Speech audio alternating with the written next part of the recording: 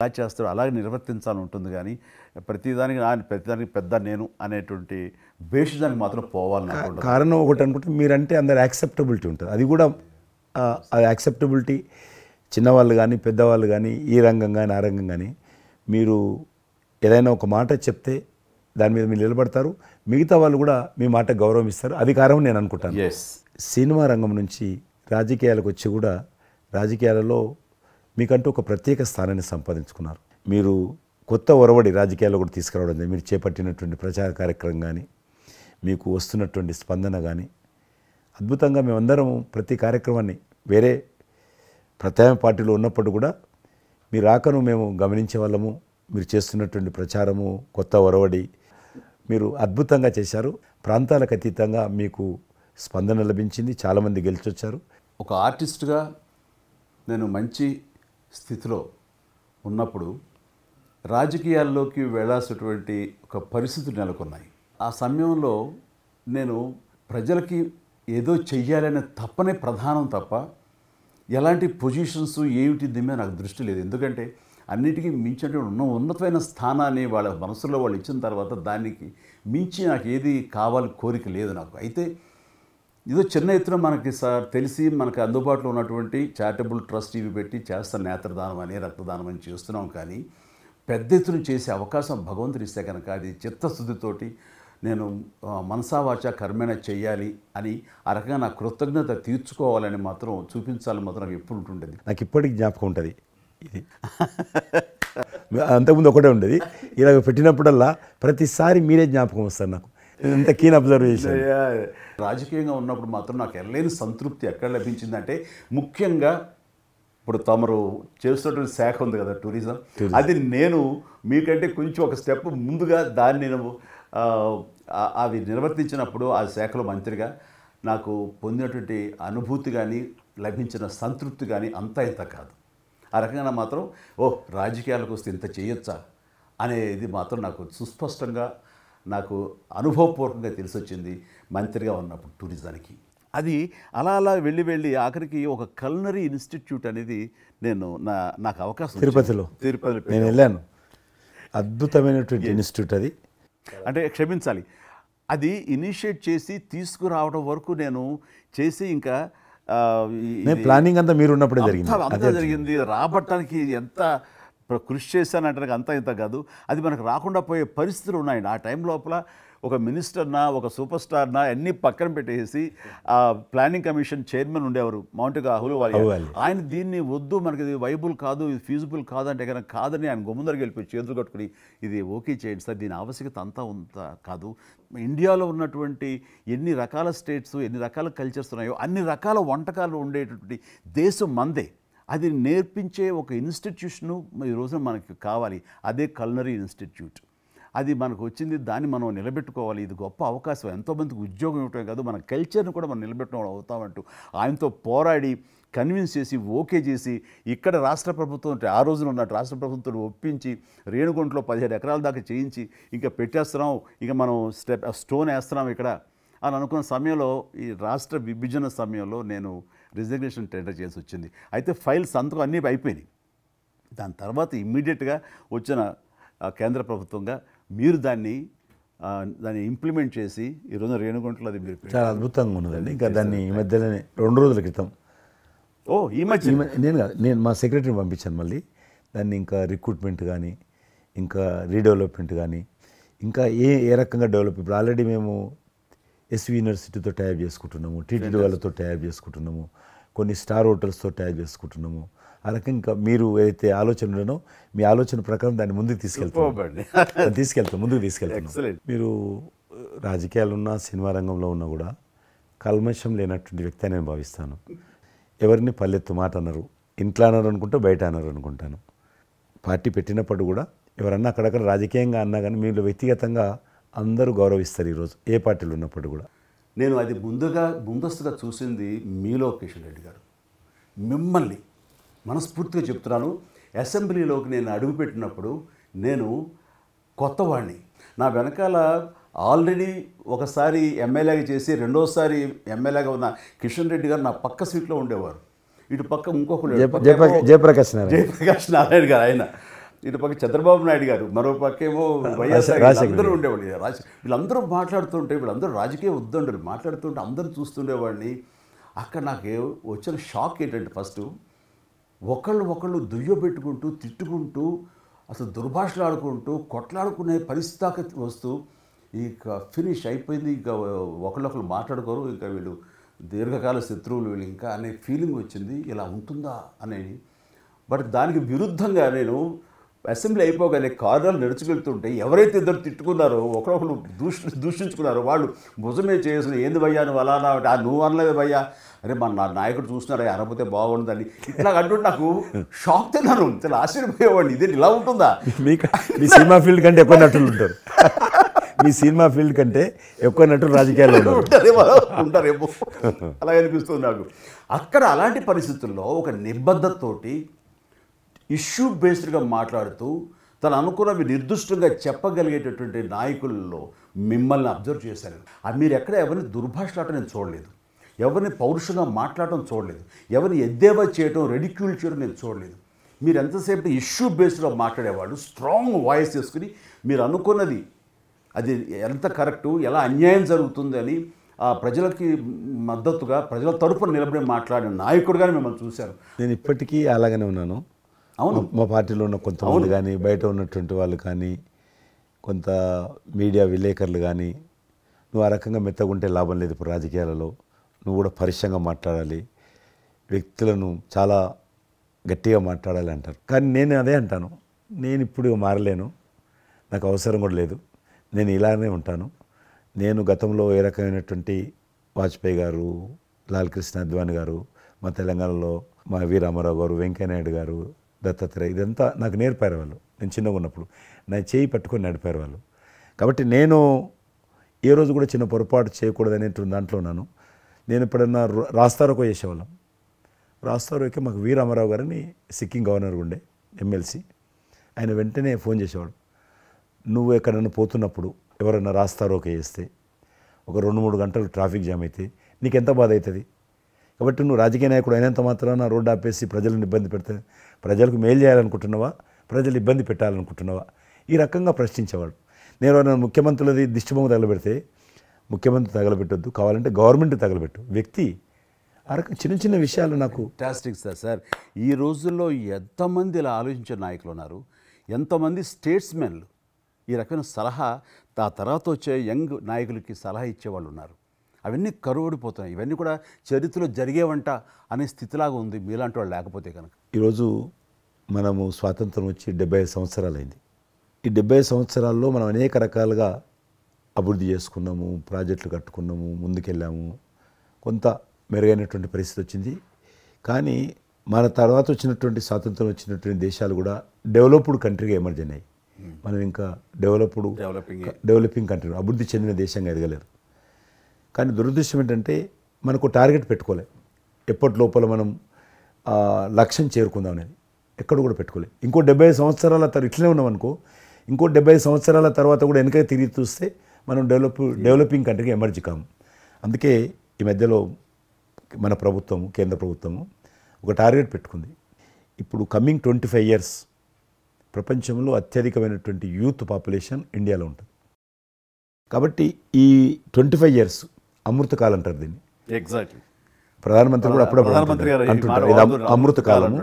కాబట్టి ఈ 25 years మన యూత్ కానీ ప్రతి ఒక్క ఫీల్డ్ కానీ మనము ఇప్పుడు సినిమా ఫీల్డ్ అందుకు సినిమా ఫీల్డ్ 2047లో ఏ రకంగా ఉండాలి, ప్రపంచాన్ని ఏ రకంగా డామినేట్ చేయాలి, అగ్రికల్చర్ ఏ రకంగా డామినేట్ చేయాలి, ఇండస్ట్రీ ఏ రకంగా డామినేట్ చేయాలి, ఎన్జిఓస్ ఏ రకంగా పనిచేయాలి, ఆర్థిక వ్యవస్థ ఏ రకంగా ఉండాలి, ఆ రకంగా ఎవరికి వారు 140 కోట్ల మంది మనం అనుకొని 2047 లోపల 100 సంవత్సరాల స్వాతంత్ర పండుగ జరుపుకుంటాము.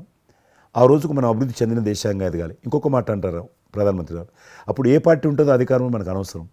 అప్పుడు ఎర్రకోట నుంచి ఏ ప్రధానమంత్రి ఏ వ్యక్తి జాతీయ పతాకం ఆవిష్కరిస్తారో మనకు సంబంధం లేదు, ఎవరైనా ప్రజలు అనుకుంటారు. కానీ ఆ రోజుకు మన దేశం ప్రపంచంలో డెవలప్డ్ కంట్రీ స్థాయికి ఎదిగి 3, 4, 5 ఉంటే అట్లో మన దేశం ఉండాలి అనేది అని ఈరోజు మనం అందరం ఒక లక్ష్యంగా పెట్టుకొని ముందుకెళ్తే యూత్ ఏదైతే అంటున్నారో మీరు, ఆ యూత్ కూడా మరి వాళ్ళ జీవితం సాఫల్యం చెందినట్టు అవుతుంది. ఇప్పుడు డెవలప్డ్ కంట్రీస్లో మనది ఆర్థికంగా చూసుకుంటే కనుక ఆర్థిక వ్యవస్థగా మనది 5వ కంట్రీగా డెవలప్ అయింది. Largest ఈ మధ్య- economy. ఈ మధ్య కాలంలో, ఈ మధ్య సంవత్సరాల్లో, ఒక దశాబ్ద కాలం లోపల. ఇప్పుడు వచ్చే 5 సంవత్సరాల్లో మనం థర్డ్ ప్లేస్ చేరుతాం. ఇప్పుడు యూకే లాంటి మనల్ని పరిపాలించి ఆక్రమించుకొని పరిపాలించినటువంటి బ్రిటన్ కూడా వెనకకి నెట్టేసి 5వ స్థానానికి వచ్చేసాం. వచ్చేటువంటి 5 సంవత్సరాల్లో ఖచ్చితంగా మనం 3వ స్థానంలోకి లార్జెస్ట్ ఎకానమీ కంట్రీగా మనం ఎమర్జ్ అవుతాం. 100% అవన్నీ ఇప్పుడు జరుగుతున్నటువంటి ఈ యొక్క డెవలప్మెంట్స్, ఈ ఆర్థిక సంస్కరణలు ఇవన్నీ చూస్తుంటే ఖచ్చితంగా ఆ రోజు ఎంతో దూరం లేదు మీరు చెప్పినట్లుగా. మీ తెలిసి ఈ మధ్యలో G20 సమావేశాలు నిర్వహించినప్పుడు నేను మీతోటే మాట్లాడాను. శ్రీనగర్ అంటే ఎట్లా ఉండని పరిస్థితి తెలుసు. ఈ టూరిజం మినిస్ట్రీకి 4 మీటింగ్లు అవుతాయి. ఒక మీటింగ్ అక్కడ పెట్టాలని నిర్ణయించుకున్నప్పుడు ప్రధానమంత్రి అన్నారు, సినిమా ఫీల్డ్ మీద చర్చించండి. ఎందుకంటే సినిమా ఫీల్డ్ ఎక్కువగా షూటింగ్లు చేసేవాళ్ళు. మేము చిన్నగా ఉన్నప్పుడు జమ్మూ కాశ్మీర్ వెళ్ళలేదు ఎవరం కూడా. కానీ దేశంలో ఉన్నటువంటి కోట్లాది మంది కాశ్మీర్ అందాలను చూశారు సినిమాల కారణంగా. ఎవరు పోలేదు అక్కడికి, కానీ చూశారు. కాబట్టి ఆ సినిమా ఫీల్డ్కి సంబంధించినటువంటి సెషన్ పెట్టాలి మీరని చెప్పి ప్రధానమంత్రి గారు చెప్పి ఆయన ఆదేశించిన తర్వాత ఈ సినిమా ఫీల్డ్కి సంబంధించి అన్ని దేశాలకు సంబంధించినటువంటి ప్రముఖులందరినీ కూడా ఆహ్వానించాం. అప్పుడు మేము మీటింగ్ పెట్టాలంటే పాకిస్తాన్ అన్ని దేశాలకు లెటర్స్ రాసింది, చైనా లెటర్స్ రాసింది, టెర్రరిస్ట్ ఆర్గనైజేషన్స్ అన్నీ కూడా హెచ్చరించాయి. జమ్మూ కాశ్మీర్కి వస్తే, Kashmir is a disputed place అది, కాబట్టి ఎవరు రావద్దు, వస్తే మాత్రము ఏమైనా అవుతే మాకు సంబంధం లేదని పాకిస్తాన్ కూడా అందరూ హెచ్చరించారు. బట్ ప్రైమ్ మినిస్టర్ చెప్పాడు, ఎట్టి పరిస్థితుల్లో మీటింగ్ పెట్టి తీరాలి, నువ్వు నాకు అనవసరం, నీకేం కావాలో నేను అన్ని ఏర్పాటు చేస్తాను. ఆ తర్వాత నేను మీతో మాట్లాడి ఆ రోజు అప్పుడే కాశ్మీరు అని అనగానే మీరు కాశ్మీరు లోయల్లో కన్యాకుమారి ఇలాంటి సాంగ్స్ ఎన్నో మాకు గుర్తుకొచ్చినాయి. అలాంటిది మళ్ళీ మీరు మీ పార్టిసిపేషను ఉంటే బాగుంటుంది అనుకున్నప్పుడు ఆ టైంలో నేను రాలేని పరిస్థితిలో రామ్ చరణ్ వస్తే బాగుంటుంది, అతను RRR సినిమా ఆస్కార్ అవార్డు తోటి తను మంచి ఆస్కార్ అవార్డు వచ్చింది, బాగుంటుంది ప్రధానమంత్రి గారు చెప్పాను. అప్పుడు అందరూ ఫారినర్స్ డెలిగేట్స్ అందరూ కూడా ఏ సినిమా సాంగ్ అది నాటు సినిమా డాన్స్ చేశారు అక్కడ. డాన్స్ చేశారు వాళ్ళు. ఎవరు మన కొరియన్ మినిస్టర్.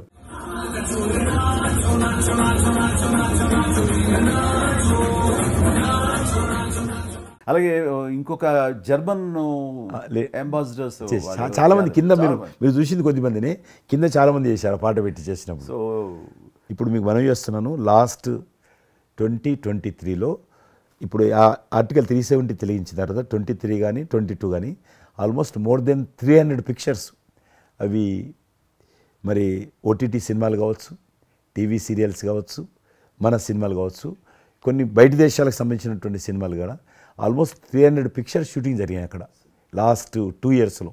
మళ్ళీ తిరిగి మీ ప్రభావంతో, ఆయన నరేంద్ర మోడీ గారి చొరవతోటి ఇలాగా G20 కల్చర్, ముఖ్యంగా టూరిజం సంబంధించి సినిమాలను ఎంకరేజ్ చేస్తూ మీరు తీసుకున్న చొరవ, అందులో రామ్ చరణ్కి మీరు ఇచ్చేటువంటి ప్రాధాన్యత, ఇవన్నీ కలిపినప్పుడు ఫస్ట్ నా వైఫ్ తన ఫ్రెండ్స్ తోటి ఎక్కడికి వెళదాం ఈ హాలిడే అంటే వాళ్ళ ఫ్రెండ్స్ అందరూ కలిపి కాశ్మీర్కి వెళ్ళారు. అన్నిటికీ మించి మన భారత జాతీయ జెండా రెపరెపలాడుతున్నది. మీకు తెలుసలేదు, మా పార్టీ తరఫున మాకు మురళీ మనోహర్ జోషి గారు ఉండేవారు, పార్టీ అధ్యక్షుడు అద్వానీ గారి తర్వాత. ఆయన కన్యాకుమారి నుంచి కాశ్మీర్ వరకు యాత్ర తీసాం. మేము ఏంటో తెలుసా డిమాండ్, అక్కడ శ్రీనగర్లో జాతీయ పతాకం ఎగరడం, దానికోసం ఉద్యమం. చూడండి, ఒక జెండా ఎగరడం కోసం.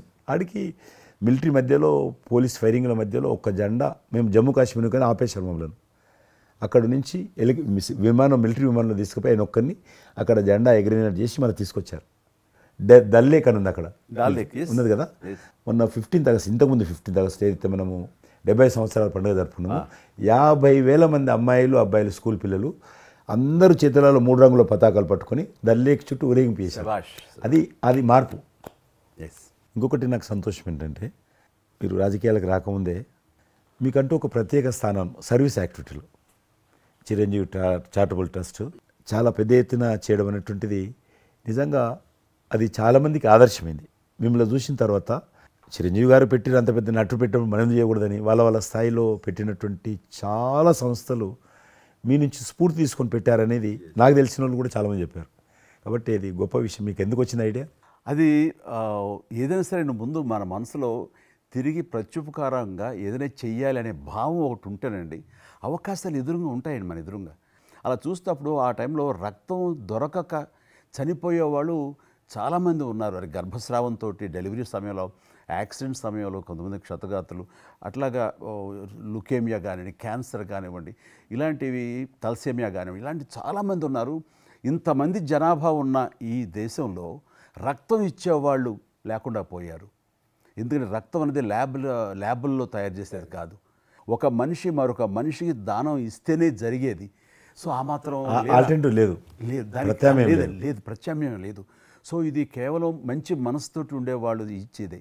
వాళ్ళు మోటివేట్ చేయాలంటూ నేను ఏం చేస్తానంటే, నా ఫ్యాన్స్ని ఫస్ట్ మోటివేట్ చేద్దామని దీని ఆవశ్యకత చెప్పడం కోసంగా షార్ట్ ఫిల్మ్స్ కానివ్వండి, ఎక్కడ పెడితే అక్కడ నేను ఇవ్వటం మొదలుపెట్టేసరికి ఈ రోజున రక్తం ఇవ్వటం కోసంగా ముమ్మరంగా ముందుకు రాగలుగుతున్నారు అంటే దాన్ని ఇనిషియేట్ చేసింది, దానికి ముందస్తుగా దాన్ని మోటివేట్ చేసింది నేను అని చెప్పుకోవడానికి నాకు గొప్ప విషయం అండి. కానీ మీరు ఒక ఉద్యమంలాగా తయారు చేశారు దాన్ని, ఒక మూమెంట్ లాగా తయారు చేసి మిషన్. Hats off to my fans and motivate అయిన ధర్మాత్ములు, మంచి మనసు ఉన్న వాళ్ళు ఎంతోమంది ముందుకు వచ్చారు. వాళ్ళందరికీ కూడా ఈ సందర్భంగా చేతులెత్తి నమస్కరిస్తాను. ఇక్కడ మీ గురించి నేను ఇంకోటి విన్నాను. మీరు ఏదైతే నా సేవా కార్యక్రమాల గురించి మీరు ప్రస్తావించారో, అదే సమయంలో నేను కోవిడ్లో కూడా నేను కొంచెం యాక్టివ్గా ఉండి మా కార్మికులకి సంబంధించి 3 నెలల పాటు 4 నెలల పాటు నా మిత్రుల సహకారంతో నేను కొంత అమౌంట్ తోటి సినిమా ఫీల్డ్లో పనిచేస్తున్నటువంటి బాయ్, ఆఫీస్ బాయ్ నుంచి మొదలు పెడితే టెక్నీషియన్స్ వరకు కూడా మీరు చాలా పెద్ద ఎత్తున మందికి నేను గ్రాసరీస్ ఇవ్వగలిగాను, వాళ్ళకి బయటికి రాని పరిస్థితిలో. బట్ అదే పరిస్థితిలో మీరు దేశవ్యాప్తంగా, మీరు ముఖ్యం ఇక్కడ మన రాష్ట్రానికి సంబంధించి తెలంగాణలో మీరు ఫ్రంట్ లైన్లో ఉండి ప్రతి వాళ్ళని పరామర్శిస్తూ, ప్రతి హాస్పిటల్కి వెళుతూ, ఎవరైతే ఆ రోజున ఫ్రంట్ లైన్ హీరోస్ ఉన్నారో వాళ్ళందరినీ పరామర్శిస్తూ మీరు అద్భుతంగా పెద్ద ఎత్తున చేశారు.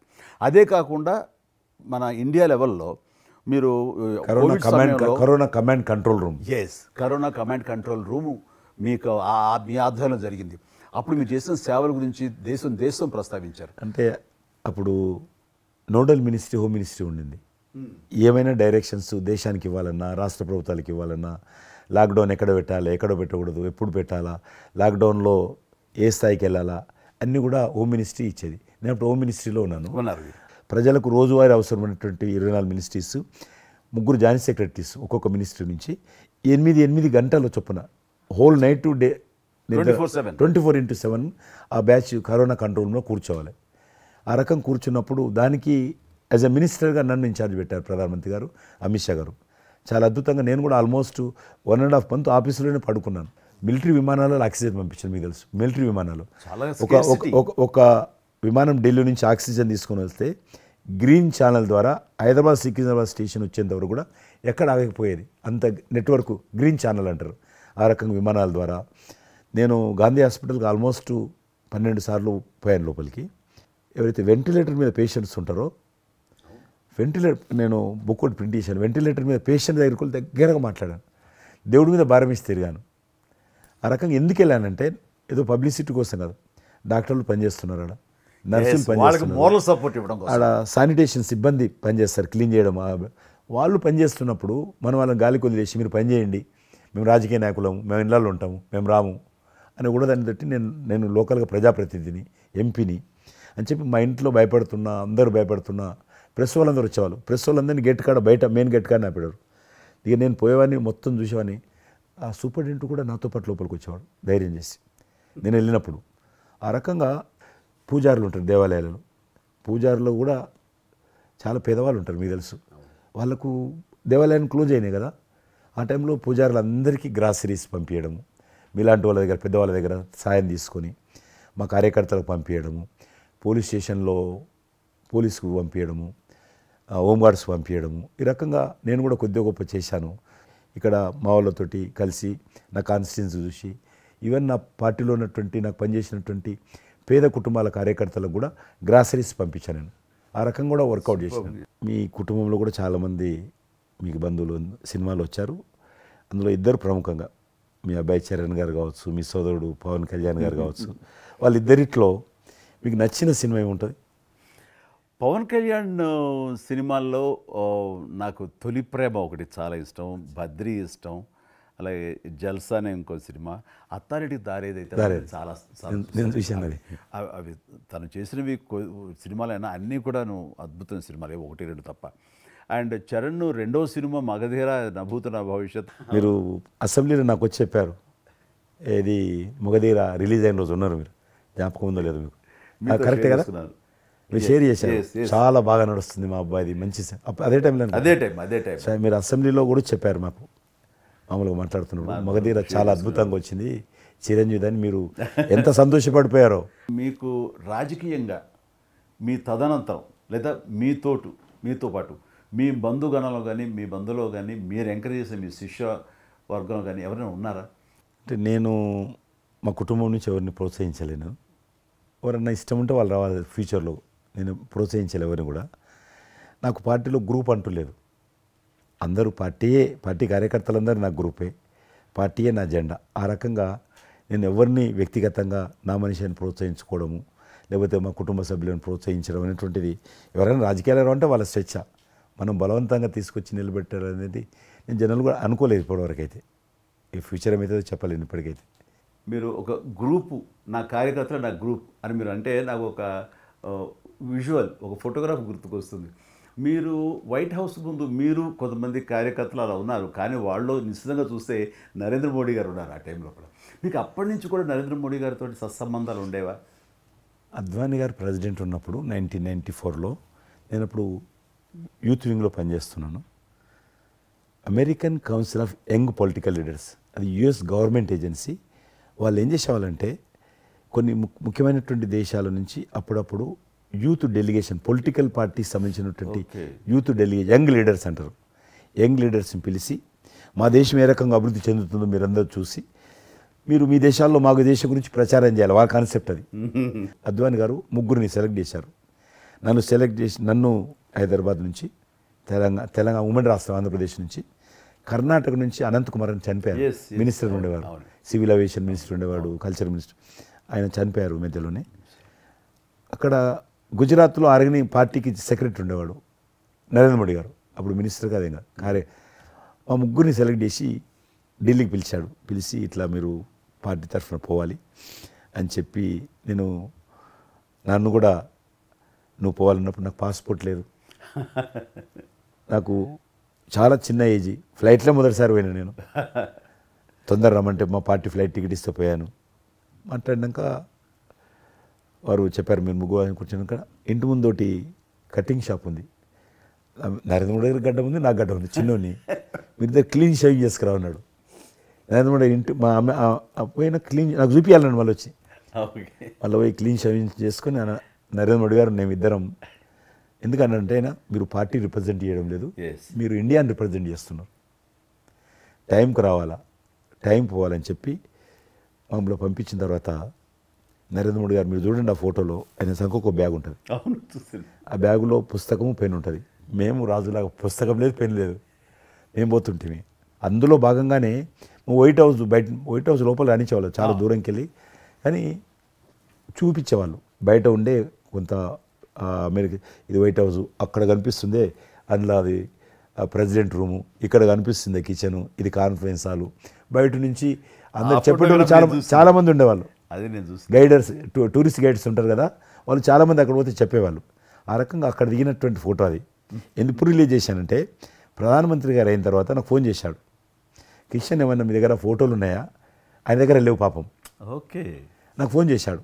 నేను ఎమ్మెల్యే క్వార్టర్స్లో అవన్నీ ఫోటోలు తీసినాక ఇంత కట్ట ఉండే కానీ అన్నీ అంటుకొని ఒకటి మనకు తెలియదు కదా, మొత్తం పాడిపోయినాయి. 8 ఫోటోలు దొరికినాయి, అందులో ఏదో ఒకటి దొరికింది బోటు థమ్స్అప్ తాగుతూ, అప్పుడు థమ్స్అప్ తాగోదని కూడా తెలియదు, ఇది మల్టీనేషనల్ కంపెనీ అటువంటి ఏం లేదు అప్పుడు, బోట్ నడిపిస్తున్న ఫోటో, ఇవన్నీ కూడా కొన్ని దొరికితే పంపించాను.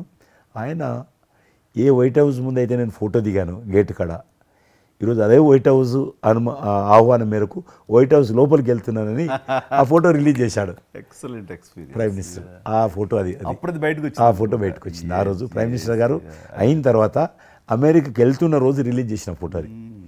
మీరు మాకు ఒక మాట ఇచ్చారు, మీరు మన ఆఫీస్ ఏదైతుందో టూరిజం ఆఫీసు ఢిల్లీలో నేను వస్తాను, మన ఇద్దరం ఒకసారి ఎందామని అన్నారు. కానీ మీ ఒత్తిడి కారణంగా మన ఒత్తిడి కారణంగా జరగలేదు. ఇంకా అది రేపు ఎలక్షన్స్ తర్వాత మళ్ళీ అది చెప్పలేము కాబట్టి అది నేను చెప్తున్నాను, మీరు అక్కడే ఉంటారు, నేను వస్తాను. అది కాకుండా మీరు నాకు ఇంకా జ్ఞాపకం ఆఫీస్లో ఉన్నప్పుడు నాకు గర్వం ఫీల్ అవుతాను. ఎందుకంటే మీరు పెట్టిపోయినటువంటి ఫోటోలు, ఇండియాకి సంబంధించినటువంటి టూరిజం డెస్టినేషన్ యొక్క ఫోటోస్ ఏవైతున్నాయో అవి ఇంకా ఆ రకంగానే ఉన్నాయి. నేను అడిగిన ఎవరు పెట్టారంటే చిరంజీవి గారు పెట్టారంటారు. డ్రైవర్ కూడా మీకైతే డ్రైవర్ ఉండను, అతను ఇప్పుడు నా దగ్గర ఉన్నాడు, రణధీర్. మీకు చెప్తుంటారు సార్, మై చిరంజీవి సాబ్ కभी मैं ही साहब ड्राइवर मैं ही चलाता उनका गाड़ी ఢిల్లీ में आज आपको मैं चला रहा हूं साहब అంటాడు. ఇంకా ఉన్నాడు పాపం. చాలా సీనియర్ అండి అతను, చాలా మంచి. మన ఉమ్మడి ఆంధ్రప్రదేశ్ ఉన్నప్పుడు మనం ఇండియాలోనే మనమే ఆరోగ్యశ్రీని ప్రారంభించామన్నది నాకు తెలిసినటువంటి వాస్తవం. ఆ తర్వాత మిగతా రాష్ట్రాలు కూడా అది వ్యాపించింది అనేది చాలా ఇది. అలాంటి ఆరోగ్యశ్రీకి కిషన్ రెడ్డి గారే ఆద్యులు, అంకురార్పణ చేసిన వాడు అని బయట బాగా వెనుకడు ఉంది. ఆ తర్వాత ప్రభుత్వాలు పికప్ చేసాయి. అది ఎందుకు, ఎలాగా, అది మీరు ఎట్లా ఇనిషియేట్ చేశారు ఆరోగ్యశ్రీ అనేది? 2004 నేను ఎమ్మెల్యే అయినప్పుడు పేరున్న మందకృష్ణ మాదిక్ గారు, ఆయన వాళ్ళకు సంబంధించినటువంటి ఎస్సీ వర్గీకరణ మీద పోరాటం చేస్తూనే సామాజిక సమస్యల మీద కూడా పోరాటం చేసేవారు. దివ్యాంగులకు పెన్షన్ పెంచాలని ఆయన తిరుగుతున్నప్పుడు ఈ అనేక జిల్లాలలో గుండె జబ్బులు ఉన్నటువంటి పిల్లలు జన్మించేవాళ్ళు. వాళ్ళకు ఆ రోజు ఒక ఆపరేషన్ చేయాలంటే 10 లక్షలు, 12 లక్షలు, 13 లక్షలు అయ్యేది. పేదవాళ్ళకి అది అవకాశం ఉండేది కాదు. చాలామంది చనిపోయేవాళ్ళు కూడా. అప్పుడు రాజశేఖర రెడ్డి గారు ముఖ్యమంత్రిగా ఉన్నారు. మేము ట్యాంక్ బండ్ కింద అంబేద్కర్ భవనం ఉంది, అక్కడ మీటింగ్ పెట్టుకున్నాము. ఒక 3000 మంది పసిపిల్లలు వాళ్ళ తల్లిదండ్రులు వచ్చారు. మీటింగ్ అయినాక ఆ మీటింగ్లోనే ఒక అబ్బాయి చనిపోయాడు. ఇప్పుడు ఏం చేయాలి సేమ్ అబ్బాయి అంతే వచ్చాడు, చిన్న పసిబాబు అందే వచ్చాడు, అబ్బాయి చనిపోయాడు. మేము ఏం చేసినాం, నేను మందకృష్ణ గారు కలిసి, నేను కూడా ఉద్యమానికి వెళ్ళాను. ఆ అబ్బాయి డెడ్ బాడీ పట్టుకొని అంబేద్కర్ ట్యాంక్ బండ్ నుంచి అంబేద్కర్ విగ్రహం దగ్గరకు వచ్చాం. మాతో పాటు ఆ పసిపిల్లలందరినీ తీసుకొచ్చాం, 3000 మంది పసిపిల్లలు. అంబేద్కర్ ట్యాంక్ బండ్ దగ్గర అంబేద్కర్ విగ్రహం మొత్తం ఆ పిల్లలు వాళ్ళ తల్లిదండ్రులు కూర్చున్నాం, డెడ్ బాడీ పెట్టుకొని కూర్చున్నాం. ఎట్టి పరిస్థితుల్లో రాష్ట్ర ప్రభుత్వం వీళ్ళందరికీ కూడా ఉచితంగా చిన్నపిల్లలందరూ కూడా ఆపరేషన్ చేయించాలి, ప్రైవేట్ హాస్పిటల్లో కానీ ఎక్కడైనా వాళ్ళ ఇష్టం చేయించాలి, వీళ్ళ ప్రాణాలు కాపాడాలని డిమాండ్ తోటి కూర్చున్నాం. 11 గంటలకు కూర్చున్న తర్వాత రాజశేఖర రెడ్డి గారు దురదృష్టం ఆ రోజు ఢిల్లీకి వెళ్ళిపోయాడు, ఢిల్లీలో ఉన్నాడు. బట్ ఢిల్లీ నుంచే ఫోన్లో మాట్లాడాడు ఆయన. మాట్లాడి నేను తర్వాత ఆలోచిస్తాం, మీరు అట్లా చేయొద్దు, ఎందుకంటే మమ్మల్ని లాఠీ చేయడానికి వీలేదు, పసిపిల్లలు, గుండె జబ్బులు ఉన్న పిల్లలు, మమ్మల్ని నెట్టేయడానికి వీలేదు పోలీసులో కూడా విచిత్రమైన పరిస్థితి, ఆందోళన, ఉద్యమం చేస్తున్నాం మేము, చాలా డెడ్ బాడీ పెట్టుకొని ఉన్నాం, ఏం చేయాలో పోలీసులకు తోచది. ముఖ్యమంత్రి గారు అన్నప్పుడు రాజశేఖర్ గారు మా మెడ మీద కత్తి పెట్టి మీరు రక దబాయిస్తున్నారు, ఏమని అనుకోండి సార్, మీరు కృష్ణ గారు చాలా గట్టిగా ఉన్నారు, ఏమని అనుకోండి, మీరు ఎట్టి పరిస్థితుల్లో ఇది చేయాలని చెప్పి మేమిద్దరం కదలాలి. రాత్రి ఆల్మోస్ట్ 10 o'clock మళ్ళీ ముఖ్యమంత్రి గారు ఫోన్ చేసి, మీరు మాట చెప్పడం కాదు ఆర్డర్ రావాలను, వీళ్ళందరికీ ఫస్ట్ మేము రాష్ట్ర ప్రభుత్వం తరఫున గుండె జబ్బులు ఉన్నటువంటి పిల్లలందరికీ ఎంత డబ్బైనా ఖర్చు అయినా సరే మేము ఆపరేషన్ చేయిస్తానని చెప్పి ఢిల్లీ నుంచి మాట ఇచ్చి ఆర్డర్ తీసి మా చేతులు పెట్టినాక మేము పిల్లలందరినీ తీసుకొని వెళ్ళిపోయినాం, ఫస్ట్ పిల్లలు వాళ్ళ తల్లిదండ్రులు. ఆ తర్వాత మళ్ళీ ముఖ్యమంత్రి గారు వచ్చిన తర్వాత మళ్ళీ మీటింగ్ పిలిచాడు మమ్మల్ని. పిలిచి ఈ రకంగా చేయడం తప్ప, మీరు నన్ను బెదిరించారు, బ్లాక్మెయిల్ చేశారు, ఆర్డర్ చేశారు, ఏమని అనుకోసారి మేము ప్రజల పిల్లల ప్రాణాలు కాపాడడం కోసం చేసాం తప్ప మీకు వ్యతిరేకంగా కాదు, ఇంకొకరు కాదు. అందులో బాబు చనిపోయాడు. తర్వాత ముఖ్యమంత్రి ఆలోచన చేసి డాక్టర్లను పిలిచి ఎట్లా చేద్దాము, అప్పుడు సర్వే చేయించాడు. వాళ్ళు గ్రామ పంచాయతీలో సర్వే చేస్తే 2 లక్షల మంది పిల్లలు ఉన్నారు ఒక్క ఆంధ్రప్రదేశ్లోనే. ఉభయ రాష్ట్రాల్లో గుండెకు జబ్బు హోల్ నుండి పుట్టినటువంటి వాళ్ళు 2 లక్షల మంది పిల్లలు ఉన్నారు. ఇంతమందికి నేను ఎట్లా చేస్తా అది ఇదని మళ్ళీ సర్వే వచ్చిన తర్వాత వెరిఫికేషన్ వచ్చిన లిస్ట్ తీశాడు, అంచనా వచ్చిన తర్వాత అప్పుడు ఆయన ఇన్సూరెన్స్ ఏదైనా చేద్దామా అని, ఆయన డాక్టర్ కదా ఒరిజినల్గా, ఆయన డాక్టర్ వృత్తి చదువుకున్నది MBBS అయినా, ఆయనకి ఈ విషయం బాగా తెలుసు కాబట్టి ఏం చేద్దామని ఆలోచన చేసి అప్పుడు ఇన్సూరెన్స్ పథకం ఆ పిల్లల కారణంగా, గుండె జబ్బులు ఉన్నటువంటి పిల్లల కారణంగా ఆ 2 లక్షల మందికి పిల్లలు ఇన్సూరెన్స్ చేయాలన్న వచ్చినటువంటి ఆలోచనే ఈ ఆరోగ్యశ్రీ పథకం. అలా మీరు ఇనిషియేట్ చేసినటువంటి ఈ ఆరోగ్యశ్రీ కానివ్వండి, ఇది నిజంగా ఇలాంటి సామాజిక స్పృహ అనేది రాజకీయంగా ఆలోచిస్తే వచ్చేది కాదండి. ఇది మానవతా విలువలతోటి, మానవత్వంతో ఆలోచించారు కాబట్టి ఈ రోజున అది సఫలీకృతం కాగలిగింది. భారతదేశంలోనే అది ఒక అందరూ ఆచరించేటువంటి గొప్ప పథకం అయింది. అది ఎంతమంది లబ్ధి పొందుతారో వాళ్ళందరూ బ్లెస్సింగ్స్ మీకు ఉండాలి. అసెంబ్లీలో ఉండగా నాకు ఒక రిప్రజెంటేషన్ ఇచ్చారు. ఈ హోమ్ గార్డ్స్ గురించి మీరు తీసుకున్న నమ్మది ఆహ్వానించిన మీరు పడ్డ తపన కానీ అంతా ఇంత కాదు. అండ్ అది మీరు ఈ రోజున వాళ్ళకి ఏదైనా లబ్ధి చేకూరిందంటే దానికి కూడా నాంది పలికిన వాళ్ళు కిషన్ రెడ్డి గారు. 3,000 జీతం ఉండే సార్ వాళ్ళకు కుటుంబము. వాళ్ళు 12 గంటలు 13 గంటలు 14 గంటలు ఇప్పుడు ట్రాఫిక్ చేస్తుంటారు కదా, వాళ్ళు 12 గంటలు దుమ్ము ధూళి ఎండలో వాళ్ళు ఇట్లా ఏలు పెడితే మొత్తం మన చేయి నల్లగవుతుంది. అంత మట్టి కాలుష్యంతో ఉంటారు వాళ్ళు. రోజు వాళ్ళు ఇచ్చే బట్టలు తెల్ల షర్ట్ వేసుకోవాలి, వాళ్ళు కాకి ప్యాంట్ వేసుకోవాలి. ఉదయం వేసుకునే షర్టు 2 గంటలలో కలర్ మారిపోతుంది. మనం ఇచ్చేటువంటి 3,000 రూపాయలు అలా డ్రెస్ ఉతకడానికి సరిపోతుండే. అందుకే కిషన్ రెడ్డి గారు మీరంటే ఎందుకు గౌరవం అంటే, మీరు రాజకీయ లబ్ధి గురించి ఎప్పుడు చూసేవాళ్ళు కాదు, మీ కాన్స్టిట్యున్సీకే పరిమితమైన మీరు ఎప్పుడు కాదు, విస్తృతంగా అందరికీ లబ్ధి చేకూరే విధంగా తీసుకోవాలి. కాబట్టి అలాంటి మీకు ఆ బలం, మీ వాయిస్కి ఆ స్ట్రెంగ్త్ అలాగా. ఎందుకంటే మీ ఆశయంలో ప్యూరిటీ ఉంది, మీ ఆశయంలో చిత్తశుద్ధి ఉంది మీ ఆచరణలో. కాబట్టి మీలాంటి నాయకుల వల్లనే అవుతుంది ఏదైనా సరే. జనవరి 22 నాడు నేను టీవీలో చూశాను. మీరు అయోధ్యలో రామమందిర నిర్మాణంలో మీ దగ్గర కెమెరాలు పెట్టడము, మీరు కామెంట్ చెప్పడము, మిమ్మల్ని పిలవడము, మీరు పోవడము, మీరు ఆ రోజు టీవీలో దేశమంతా అన్ని టీవీలు మాట్లాడాయి. మీకు మీరు ఏ రకంగా ఫీల్ అనిపించింది మీకు? అది హనుమాన్ని ప్రార్థించే ఆయన మా కులదైవంగా చూసిన మాకు రామచంద్రుడు ఆ నామమే మాకు ఒక రకమైన గొప్ప స్ఫూర్తి మాకు. అలాంటి రాముడు మమ్మల్ని ఆహ్వానించినట్టుగా అనిపించిందండి. అది అక్కడ 500 సంవత్సరాలుగా ఎన్నో అక్కడ ఉన్నటువంటి ప్రాబ్లం అనేది అది సునాయాసంగా చేయటం అన్నది అది ఆయన వల్లనే అయ్యింది, నరేంద్ర మోడీ గారు తలుచుకోబట్టి అయ్యింది అనేది. అలాంటి దానికి మేము ఆహ్వానించబడటం అనేది అది మేము చూసుకున్న అదృష్టం, పుణ్యం. చాలామంది అందరము భయపడ్డాం ఏమైపోతుందో దేశంలో, గొడవలు అయితే మత కళాలు జరుగుతుందేమో. కానీ అదృశ్యం ఏంటంటే ముస్లింలు కూడా చాలామంది సానుకూలంగా. ఇక్కడ నేను ఒక విషయం చెప్పాలి. నేను రామ మందిరం నుంచి నా హోటల్ ఉంది అక్కడ, ఆ హోటల్కి వెళ్ళడానికి నేను కారు హైర్ చేసుకున్నాను మా ఫ్యామిలీ. అది ముస్లిం డ్రైవర్. సో ఈ రోజున ఇంత కాంట్రవర్షియల్ ఈ ప్లేస్లో ఈ రోజున టెంపుల్ కట్టడంపై మీరందరూ ఎక్కడో కొంత అసంతృప్తితో ఉండుంటారు కదంటే, కాదండి, ఈ రోజు నుంచి మా టెన్షన్ రిలీవ్ అయిపోయింది, మేము చాలా రక్షణతో ఉన్నామన్న ఫీలింగ్ ఉంది. ఎంత హిందూ కాన్వర్జేషన్ అండి. ఇక్కడ 144 సెక్షన్ ప్రివేల్ అవుతూ ఏ రోజున ఏం గొడవలు జరుగుతాయి, ఎక్కడి నుంచి ఏ ఘర్షణలు జరుగుతాయి, స్కూల్కి వెళ్ళి మా బిడ్డలు వస్తారా వెళ్తారా అనే టెన్షన్లో ఉండేవాళ్ళం మేమంతా. అండ్ అలాంటి ఘర్షణలో వాళ్ళు ముస్లిమ్సా లేకపోతే హిందూస్ అని ఏం చూడరు కదండి, వారు అందరూ సఫరర్సే. అలాంటి పరిస్థితులు ఇప్పుడు నెలకొన్న సమయంలో ఎలాంటి గొడవలు లేకుండా ముందు ఒక నిర్ణయం తీసేసుకున్నారు. ఎస్, రామ మందిరం కట్టేసారు, అయిపోయింది. ఇక్కడి నుంచి లిఫ్ట్ చేసేసారు 144 సెక్షన్, ఇంకేం లేదు, అన్నీ సజావుగా సాగిపోతాయంటే మాకు సెక్యూరిటీ ఫీలింగ్ వచ్చింది, మా బిడ్డలకు రక్షణగా ఉంది, మాకు ఇంకేమీ కాదన్న భరోసా వచ్చింది మాకు. వీఆర్ సో హ్యాపీ అని ఒక ముస్లిం సోదరుడు అన్నారు. ఇప్పుడు అదే మీరు ప్రస్తావిస్తున్నారు. చాలామంది ముస్లిమ్స్ వెళ్తున్నారు చూడడానికి, దర్శనం చేసుకోవడానికి. ఒక అమ్మాయి అయితే బాంబే నుంచి నడుచుకుంటూ వచ్చింది, 22nd చేరుకుంది అక్కడ అమ్మాయి. ఓకే, నేను ఉన్నాను వెనకనే ధైర్యాన్ని ఇచ్చేటువంటి మన ప్రధాని గారు, ఈ భారత ప్రభుత్వం ఇవన్నీ కలిపి దోహదపడ్డాయి. అందుకని ఆయన ఒక మాట అన్నారు అయోధ్య టైంలో, మొన్నటిదాకా టెంట్లో రాముడిని చూసాం, ఇంకా రాముడికి ఆ పరిస్థితి లేదు, ఆయన ఒక పర్మనెంట్ స్ట్రక్చర్లో ఉంటాడు అని అన్నప్పుడు అందరూ మంచి రెస్పాన్స్ ఇచ్చారు, బాగా రెస్పాండ్ అయ్యారు. అట్లాగా ఈ రోజున ఆయన తీసుకున్న ప్రతి కార్యక్రమం కూడాను ఒక మత సామరస్యాన్ని సూచిస్తుంది. దానికి నేను ఒక విషయం కూడా చెప్తాను, మీరు చెప్పారు కదా, నేను ఎలక్షన్ ప్రచారానికి 2019లో కానీ అంత ముందుగానే వెళ్ళేవాడిని. డిఫరెంట్ రీజన్స్ మా పార్టీకి సంబంధించి కావచ్చు, ఇతరత్ర కావచ్చు. మేము వెళ్తున్నప్పుడు ముస్లిం సమాజాన్ని బస్తీలు కూడా వస్తాయి కొన్ని.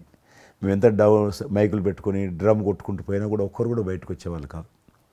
ఇప్పుడు పరిస్థితి త్రిపుల్ తలాక్ అని ఒకటి ఉండేది, అది ముస్లింలో ఒక సాంప్రదాయం. అది ఏదైనా భర్త కోపం వచ్చినా 3 సార్లు తలాక్ అంటే ఆడబిడ్డ ఇంటి నుంచి వెళ్ళిపోవాలి. 3 సార్లు అంటే తలాక్ అంటే వెళ్ళిపోవాలి. అయితే దాన్ని మోడీ గారు త్రిబుల్ తలాక్ సిస్టాన్ని చట్టం చేసి ఇది చేయడానికి వీల్లేదు, ముస్లిం మహిళలకు కూడా హక్కులు ఉంటాయి అని చెప్పి ఆయన చేశాడు. అప్పుడు కూడా చాలామంది భయపెట్టించారు, మత కళాలు జరుగుతాయి, అట్లా వేయొద్దు, నువ్వు ముస్లిం పర్సనల్ విషయాల్లో మీరు జోక్యం చేసుకుంటున్నారంటే ఆయన చాలా వివరంగా చెప్పాడు. ఈరోజు నువ్వు ఒక భర్తగా నీ భార్యకు తలాక్ అని ఇచ్చేసి పంపించేస్తున్నావు. రేపు నువ్వు తండ్రి అవుతావు. తండ్రి అయిన తర్వాత కూడా మీ అల్లుడు నీ కూతురుకు తలాక్ తాగని విడాకులు ఇచ్చి పంపిస్తే అప్పుడు నువ్వు ఎంత బాధపడతావు? కాబట్టి ఏ తండ్రి అయినా సరే అట్టుంటుంది. కాబట్టి ఇది ఈ రకమైనటువంటి ఉండకూడదని చెప్పి ఆయన త్రిబుల్ తలాక్ రద్దు చేస్తే, నేను ప్రచారానికి వెళ్తున్నప్పుడు అంతకుముందు బయటకు వచ్చేవాళ్ళు కాదు. ఉదాహరణకు నేను ఇట్లా పోతున్నాను అనుకోని, రోడ్డు రథం మీద నేను పోతుంటే ఇటు సైడ్ నుంచి ఒక ముస్లిం అలా భార్యను కూర్చొని పెట్టుకొని మోటార్ సైకిల్ మీద నడుపుకుంటూ వచ్చేవాడు. ఇప్పుడు ఏం చేస్తున్నంటే భర్తకు చూడకుండా ఎన్నుకున్నటువంటి భార్య పరద లేపి ఇట్లా నాకు ఊపుతున్నచ్చి, ఇది నేనే సాక్ష్యం. అంత మార్పు వచ్చింది. కట్టన్స్ ఓపెన్ చేసి బస్తీలలో ఇండ్ల ముందుకు వెళ్తుంటే ముస్లిం ఆడబిడ్డలు వచ్చి, మాతృమూర్తులు వచ్చి, తల్లులు వచ్చి చేతులు ఊపుతున్నారంటే నిజంగా సంతోషం. అంటే ఆడబిడ్డలో 10 కోట్ల మంది ముస్లిం ఆడబిడ్డలు ఉంటారు దేశంలో, కానీ అది రావడంతో వాళ్ళకు ఒక ధైర్యం వచ్చింది. వ్యతిరేకత లేకుండా ఏ ప్రొటెస్ట్ లేదు. అదే ఫస్ట్ ఆఫ్ ఆల్ విజయం. కాబట్టి ఈరోజు ఆ రకంగా మీరు చెప్పిన దాన్ని బట్టి వాతావరణం మార్పు వచ్చింది. ఈరోజు మత కళాలు లేవు, కర్ఫ్యూలు లేవు. హైదరాబాద్లో ఎన్ని గొడవలు జరుగుతుండే, ఒక్క గొడవ లేదు ఎక్కడ. బాంబేలో, యూపీలో ఎక్కడ చూసినా మత కళాలు ఉండేది. ఈరోజు ఆల్మోస్ట్ 98% కమ్యూనల్ క్లాసెస్ అయిపోయినాయి. ఎక్కడ కూడా కర్ఫ్యూ అనో లేదు. దేశంలో ఎక్కడో దగ్గర కొన్ని నగరాలలో కర్ఫ్యూ ఉంటుండేది, కొన్ని నగరాల్లో మత కళాలు జరుగుతుండేది. ఎక్కడో ఒక దగ్గర యూపీలోనూ, మధ్యప్రదేశ్లోనూ, మహారాష్ట్రలోనూ, ఇప్పుడు బీహార్లోనూ ఎక్కడ లేదు. ఈవెన్ జమ్మూ కాశ్మీర్ లాంటి రాష్ట్రంలో కూడా 144 సెక్షన్ లేనటువంటి పరిస్థితి ఉన్నది. మీరు వేయచ్చా అంటున్నారు, అద్భుతంగా ఉంది మాట. అది నరేంద్ర మోడీ గారు చాలా విజనరీగా ఆ రకంగా చేశారు. చాలా సంతోషం కృష్ణరెడ్డి గారు.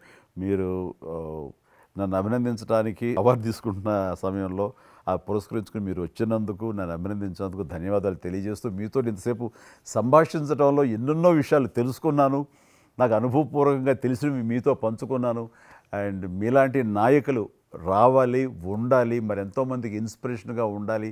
మీ ఆశయాలు, మీ ఆచరణలు, మీ సమస్య పరిష్కార మార్గాలు, అలాగే మీ నాయకుల యొక్క ఆయన ఆశయాలు, ఆయన యొక్క మార్గదర్శకంగా మీ ముందుండి మిమ్మల్ని ముందు నడిపించే విధంగా, తద్వారా అందరూ కలిసి భారతదేశాన్ని మీరు చెప్తున్నట్టుగా అభివృద్ధి చెందిన దేశాల్లో ఒక దేశంగా పెట్టే స్థితికి మనం వెళ్ళాలనే ఆశాభావం మీ అందరితో పాటు నాకు ఉంది. అండ్ మరొకసారి మీకు ధన్యవాదాలు. తప్పకుండా మీరు జీవితంలో ఇంకా మరెన్నో మెట్లెక్కాలి. ఇంకా మీకు మంచి భవిష్యత్తు ఉంది. ఇటు సినిమా రంగానికి సేవ చేయాలి, అటు సమాజంలో కూడా సేవ చేసేటువంటి అనేక రకాల, సమాజం అంటే ఒక రాజకీయాలే కాదు, అనేక రకాలుగా మీరు చేస్తూ ఉన్నారు ఇప్పటికీ. కాబట్టి రేపు భగవంతుడు ఏం చేస్తారు ఎవరి చేతుల్లో లేదు. కాబట్టి మీరు నిండా నూరేళ్ళు ఉండి ఈ దేశానికి, ఈ ప్రజలకు సేవ చేయాలని నేను మనస్ఫూర్తిగా కోరుకుంటూ, మరొకసారి పద్మవిభూషణ్ అందుకుంటున్న సందర్భంగా మీరు నా హృదయపూర్వకమైనటువంటి శుభాకాంక్షలు. Thank you. అలాగే మీకు ఈ ఎన్నికలు విజయవంతం కావాలని మనస్ఫూర్తిగా కోరుకుంటూ, ఖచ్చితంగా మీరు మళ్ళీ ఏ మినిస్ట్రీలో ఉంటారో, ఎక్కడ ఉంటారో అనేది నాకు మన చేతుల్లో తెలుస్తుంది. అండ్ వచ్చి మిమ్మల్ని అలా కలుస్తాను నేను ఇచ్చిన మాట ప్రకారం. ఆల్ ద వెరీ బెస్ట్ అండి. Good luck.